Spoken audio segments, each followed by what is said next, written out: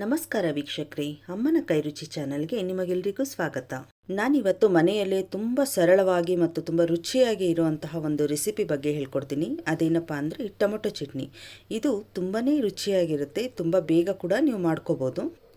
ಇದನ್ನು ಯಾವ ರೀತಿ ಮಾಡೋದು ಅಂತ ತೋರಿಸ್ಕೊಡ್ತೀನಿ. ಮೊದಲಿಗೆ ಬಾಣಲೆ ಕಾಯಕ್ಕಿಟ್ಟು ಸ್ವಲ್ಪ ಎಣ್ಣೆನ ಹಾಕೋಣ. ನಂತರ ಇದಕ್ಕೆ 1 ಸ್ಪೂನಷ್ಟು ಸಾಸಿವೆ ಮತ್ತು ಜೀರಿಗೆ ಎರಡು ಕೂಡ ಹಾಕ್ತಾಯಿದ್ದೀನಿ. ನಂತರ 1.5 ಟೇಬಲ್ ಸ್ಪೂನಷ್ಟು ಧನಿಯಾನ ಇಲ್ಲಿ ಬಳಸ್ತಾ ಇದ್ದೀನಿ. ಇದು ಕೂಡ ಎಣ್ಣೆಯಲ್ಲಿ ಚೆನ್ನಾಗಿ ಫ್ರೈ ಆಗಬೇಕು. ನಂತರ ಇದಕ್ಕೆ ಒಂದು ಅರ್ಧ ಸ್ಪೂನಷ್ಟು ಮೆಂತ್ಯ ತೊಗೋತಾ ಇದ್ದೀನಿ. ಸೊ ಇದೆಲ್ಲ ಚೆನ್ನಾಗಿ ಎಣ್ಣೆಯಲ್ಲಿ ಫ್ರೈ ಮಾಡ್ಕೋಬೇಕಾಗುತ್ತೆ. ನೋಡಿ, ನೀಟಾಗಿ ಫ್ರೈ ಆದ ನಂತರ ಒಂದು ಬೆಳ್ಳುಳ್ಳಿನ ಹಾಕೋತಾ ಇದ್ದೀನಿ. ಮೀಡಿಯಮ್ ಸೈಜ್ದು ಒಂದು ಬೆಳ್ಳುಳ್ಳಿ ತೊಗೊಂಡ್ರೆ ಸಾಕಾಗುತ್ತೆ. ಅದಾದ ನಂತರ ಮತ್ತೆ 2 ಈರುಳ್ಳಿನ ಇಲ್ಲಿ ಕಟ್ ಮಾಡಿ ತೊಗೊಂಡಿದ್ದೀನಿ. ಇದೆಲ್ಲ ಚೆನ್ನಾಗಿ ಎಣ್ಣೆಯಲ್ಲಿ ಇವಾಗ ಫ್ರೈ ಮಾಡ್ಕೋಬೇಕಾಗುತ್ತೆ. ಈರುಳ್ಳಿ ಎಲ್ಲ ಕೆಂಪು ಬಣ್ಣಕ್ಕೆ ಬರೋವರೆಗೂ ಇದನ್ನು ನೀವು ಫ್ರೈ ಮಾಡ್ಕೊಳ್ಳಿ. ನೋಡಿ, ನೀಟಾಗಿ ಈ ರೀತಿ ಎಲ್ಲ ಫ್ರೈ ಮಾಡ್ಕೊಂಡು ಗ್ಯಾಸ್ ಫ್ಲೇಮ್ ಲೋನಲ್ಲೇ ಇರಲಿ, ಹೈ ಮಾಡ್ಕೊಳ್ಳೋಕೆ ಹೋಗಬೇಡಿ. ನೀಟಾಗಿ ಇದನ್ನೆಲ್ಲ ಫ್ರೈ ಆದ ನಂತರ ಇಲ್ಲಿ ಖಾರಕ್ಕೆ ನಾನು ಒಂದು 4ರಿಂದ 5 ಒಣಗಿದ ಮೆಣಸಿನ್ಕಾಯಿ ಮತ್ತು 2 ಬೇಡಿಗೆ ಮೆಣಸಿನ್ಕಾಯಿ ಕಲರ್ಗೆ ಅಂತ ತೊಗೊಂಡಿದ್ದೀನಿ. ಇದೆಲ್ಲ ಚೆನ್ನಾಗಿ ಈರುಳ್ಳಿ ಜೊತೆನೇ ನೀಟಾಗಿ ಮಿಕ್ಸ್ ಮಾಡ್ಕೊಳ್ಳಿ. ನೋಡಿ, ಈ ರೀತಿ ನೀಟಾಗಿ ಎಲ್ಲ ಫ್ರೈ ಮಾಡ್ಕೋಬೇಕಾಗುತ್ತೆ. ಗ್ಯಾಸ್ ಫ್ಲೇಮು ಮೀಡಿಯಮಲ್ಲೇ ಇರಲಿ. ಈಗ ಇದಕ್ಕೆ ಒಂದು 6ರಿಂದ 7 ಕರಿಬೇವಿನ ಸೊಪ್ಪಿನ ಎಲೆಗಳನ್ನ ಹಾಕ್ತಾಯಿದ್ದೀನಿ. ಮತ್ತು ಒಂದು ಸ್ವಲ್ಪ ಹುಣಸೆಹಣ್ಣು ಹುಳಿಗೆ, ಟೊಮೊಟೊ ಹಾಕೋದ್ರಿಂದ ಸ್ವಲ್ಪ ಹುಣಸೆಹಣ್ಣು ಹಾಕಿದ್ರೆ ಸಾಕಾಗುತ್ತೆ. ಮತ್ತು ಇಲ್ಲಿ ನಾನು 5 ಟೊಮೊಟೊ ತೊಗೊಂಡಿದ್ದೀನಿ, ಮೀಡಿಯಮ್ ಸೈಜ್ ಟೊಮೊಟೊ. ನನಗೆ ಇಲ್ಲಿ ನಾಟಿ ಟೊಮೊಟೊ ಸಿಕ್ಕಿಲ್ಲ, ಸೊ ನಾನು ಫಾರಮ್ ಟೊಮೊಟೊನೇ ಯೂಸ್ ಮಾಡ್ತಾಯಿದ್ದೀನಿ. ನಿಮಗೆ ನಾಟಿ ಟೊಮೊಟೊ ಸಿಕ್ಕಿದ್ರೆ ಚಟ್ನಿ ಇನ್ನೂ ತುಂಬ ರುಚಿಯಾಗಿ ಬರುತ್ತೆ, ನೀವು ಅದನ್ನು ಯೂಸ್ ಮಾಡ್ಬೋದು. ನೋಡಿ, ಈ ರೀತಿ ಎಲ್ಲ ನೀಟಾಗೆಲ್ಲ ಫ್ರೈ ಮಾಡ್ಕೋಬೇಕಾಗುತ್ತೆ. ನೋಡಿ, ಈ ರೀತಿ ಎಲ್ಲ ಫ್ರೈ ಆದಮೇಲೆ ಸ್ವಲ್ಪ ನಾವು ಇದಕ್ಕೆ ಇವಾಗ ಕೊತ್ತಂಬರಿ ಸೊಪ್ಪನ್ನ ಸೇರಿಸೋಣ.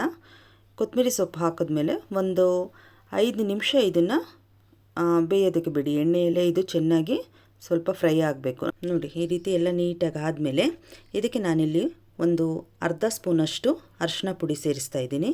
ಮತ್ತು 1 ಸ್ಪೂನಷ್ಟು ಅಚ್ಚ ಖಾರದ ಪುಡಿ ಕೂಡ ಹಾಕ್ತಾಯಿದ್ದೀನಿ. ಎಲ್ಲ ಹಾಕಿ ಚೆನ್ನಾಗಿ ಒಂದ್ಸಲಿ ಮಿಕ್ಸ್ ಮಾಡ್ಕೊಳ್ಳಿ.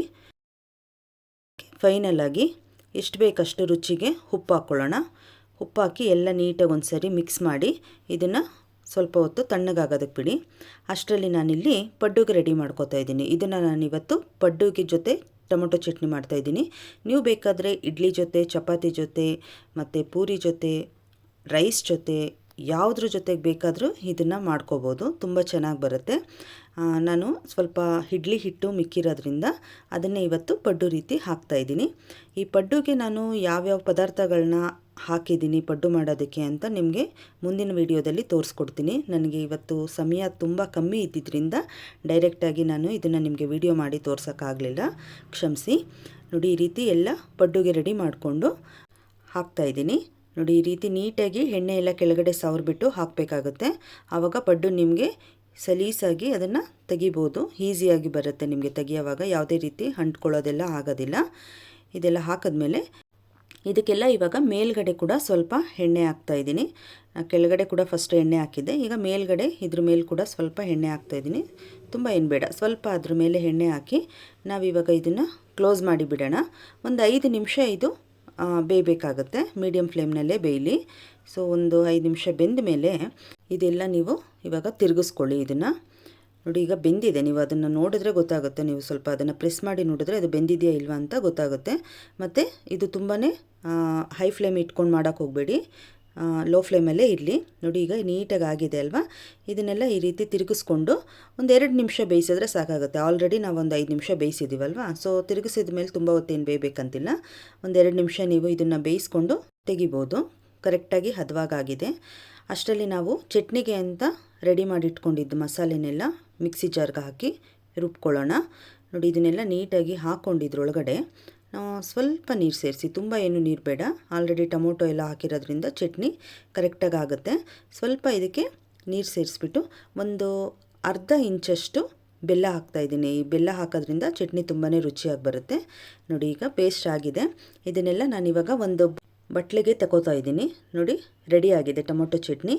ಇದಕ್ಕೆ ಇವಾಗ ನಾವು ಫೈನಲಾಗಿ ಒಗ್ಗರಣೆ ಹಾಕಬೇಕಾಗತ್ತೆ. ಇನ್ನೊಂದು ಬಾಣಲಿಗೆ ಸ್ವಲ್ಪ ಎಣ್ಣೆ ಹಾಕಿ, ಎಣ್ಣೆ ಕಾದ ನಂತರ ಸಾಸಿವೆ ಮತ್ತು ಜೀರಿಗೆ ಒಗ್ಗರಣೆಗೆ ಹಾಕ್ಕೊತಾ ಇದ್ದೀನಿ. ಅದಾದ ನಂತರ ಇಲ್ಲಿ ಒಂದು ಒಣಗಿದ ಮೆಣಸಿನ್ಕಾಯಿನ ತೊಗೋತಾ ಇದ್ದೀನಿ. ಆಲ್ರೆಡಿ ನಾವು ಅಲ್ಲಿ ಖಾರಕ್ಕೆ ಹಾಕಿರೋದ್ರಿಂದ ಇದು ಬರೀ ಒಗ್ಗರಣೆಗೆ ಹಾಕಿದ್ರೆ ಸಾಕಾಗುತ್ತೆ. ಒಂದು ಮೆಣಸಿನ್ಕಾಯಿ, ಚಿಕ್ಕ ಸೈಜ್ದು ಒಂದು ಬೆಳ್ಳುಳ್ಳಿ ಮತ್ತು ಒಂದು ಸ್ವಲ್ಪ ಕರಿಬೇವಿನ ಸೊಪ್ಪು, ಇಷ್ಟೇ.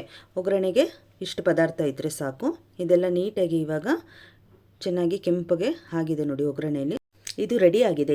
ಈಗ ಚಟ್ನಿ ಜೊತೆ ನಾವು ಇದನ್ನು ಮಿಕ್ಸ್ ಮಾಡ್ಕೊಳ್ಳೋಣ. ನೋಡಿ, ಈ ರೀತಿ ಎಲ್ಲ ಮಿಕ್ಸ್ ಮಾಡಿಕೊಂಡು ನೀವು ಅದನ್ನು ಉಪಯೋಗಿಸ್ಬೋದು. ನೋಡಿದ್ರೆ ಎಷ್ಟು ಚೆನ್ನಾಗಿ ಬಂತು, ತುಂಬಾ ರುಚಿಯಾಗಿರುತ್ತೆ ಈ ಟೊಮೊಟೊ ಚಟ್ನಿ. ನೀವು ಒಮ್ಮೆ ಟ್ರೈ ಮಾಡಿ ನೋಡಿ ಹೇಗಿತ್ತು ಅಂತ ನನಗೆ ಹೇಳಿ ವೀಕ್ಷಕರೇ. ಖಂಡಿತವಾಗ್ಲೂ ನಿಮಗೆ ಇದು ಇಷ್ಟ ಆಗುತ್ತೆ. ಇದ್ರ ಜೊತೆ ನೀವು ಫೈನಲಾಗಿ ಕೊತ್ತಂಬರಿ ಸೊಪ್ಪನ್ನು ಹಾಕ್ಕೊಂಡು ಮಿಕ್ಸ್ ಮಾಡ್ಕೊಂಡು ತಿನ್ಬೋದು. ಯಾವಾಗಲೂ ಒಂದೇ ಥರ ಕಾಯಿ ಚಟ್ನಿ, ಕಡಲೆಕಾಯಿ ಚಟ್ನಿ, ಕಡಲೆ ಚಟ್ನಿ ಅಂತ ಯೂಸ್ ಮಾಡೋ ಬದಲು ಈ ರೀತಿ ಆಗಾಗ ಟೊಮೊಟೊ ಚಟ್ನಿ ಕೂಡ ನೀವು ಉಪಯೋಗಿಸೋದ್ರಿಂದ ತುಂಬ ರುಚಿಯಾಗಿರುತ್ತೆ. ಅತಿ ಕಡಿಮೆ ಸಮಯದಲ್ಲೂ ಕೂಡ ನೀವು ಇದನ್ನು ಮಾಡ್ಕೋಬೋದು. ಮತ್ತು ಈ ಬೇಸಿಗೆ ಕಾಲದಲ್ಲಿ ನಾವು ಕಾಯಿ ಚಟ್ನಿ ಅದೆಲ್ಲ ಮಾಡಿದಾಗ ಬೆಳಗ್ಗೆ ಮಾಡಿದ್ದು ಮಧ್ಯಾಹ್ನ ಅಷ್ಟರಲ್ಲೇ ಅದು ಹೋಗಿಬಿಡುತ್ತೆ ಅಲ್ವಾ. ಸೊ ಅಂಥ ಟೈಮಲ್ಲಿ ನಾವು ಈ ಚಟ್ನಿನ ಆಯ್ಕೆ ಮಾಡ್ಕೊಳ್ಳೋದ್ರಿಂದ ನೀವು ಬೆಳಿಗ್ಗೆ ಮಾಡಿದ್ರೂ ಕೂಡ ನೈಟ್ ಕೂಡ ಇದನ್ನು ಉಪಯೋಗಿಸ್ಬೋದು, ಏನೂ ಆಗಲ್ಲ, ತುಂಬ ಚೆನ್ನಾಗಿರುತ್ತೆ.